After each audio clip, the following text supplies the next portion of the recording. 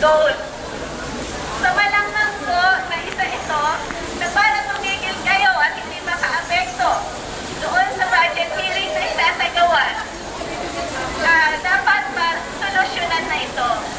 Nabalitaan ko rin na kahit ang mga email address nyo na sana magpapadala kami ng aming position paper para support dun sa nangyayaring pagkilos ng POEA employees ay may problema na rin po pala.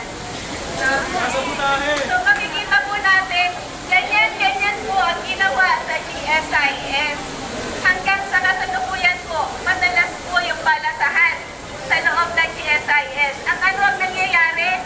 Di ba palpak ang serbisyo ng GSIS? Ganyan din po ang mangyayari sa POEA pag hindi itinigil ang malawakang balasahan na ito.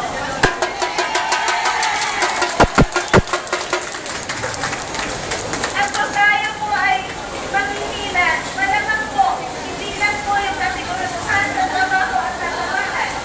Hindi pa rin pakikipagtuan ay magpapatuloy po ang aming suporta sa ipinagdalaban po ninyo. Kasama rin po natin sa Senado ang nangyayaring katiwalian.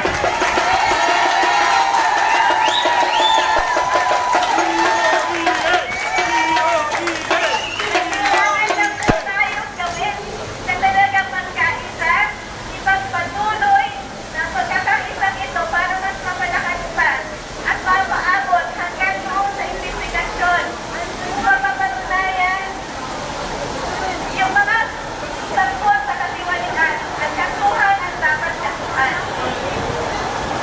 Sa mula po sa Senado, muli po, isang ganyan hapon po sa inyong lahat at umasa po tayo na sabihin natin na ang pagkakaisa at lahat ay nasa ating hanay. Mabuhay po kayo at maraming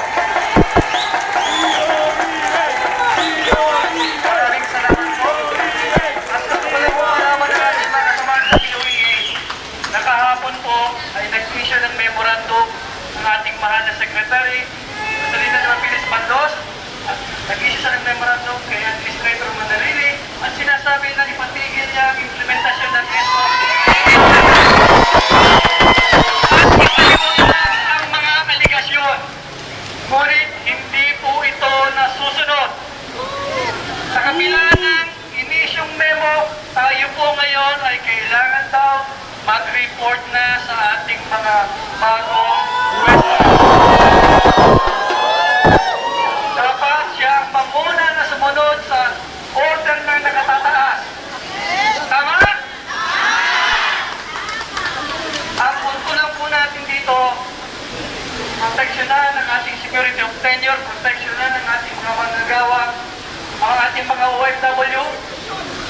Legal ba na iproseso ang mga OFW sa blacklisted na employers?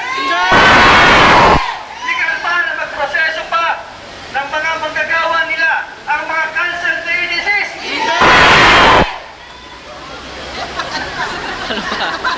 Sana po, sama-sama pa rin tayo at hindi dito natatapos ang ating ginagawang pagsasama-sama. DHS o solusyon! Investigasyon!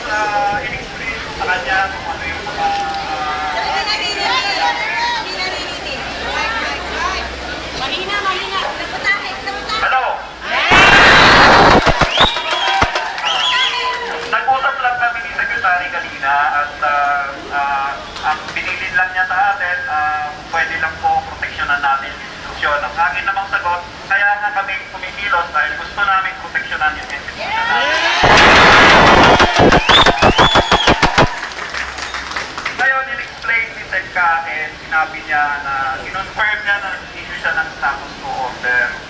Ang sinagot naman daw sa kanya, hindi na daw pwedeng ma-recall yung dating order gawa ng nag-assume na po yung mga tao.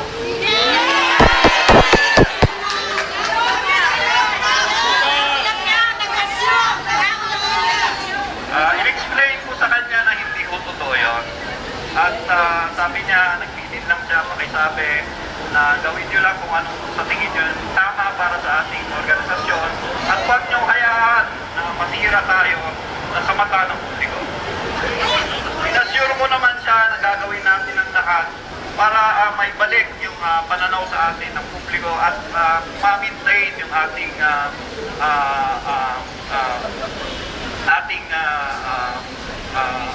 pananaw bilang isang institusyon na inaano para sa mga OFWs.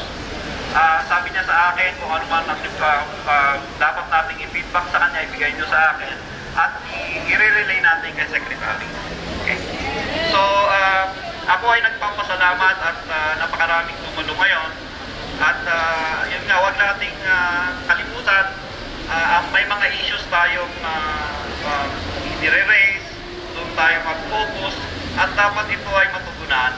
Kundi, yun nga, nakakalungkot at baka masira pa yung ating institusyon. Sana naman ang mga kinaukulan ay pag-isipan nito maging mabuti at kung pwede gawa ng paraan para tayo ay manahimik na at makapagtrabaho para sa ating mga OFW. Maraming pong salamat sa inyo lahat.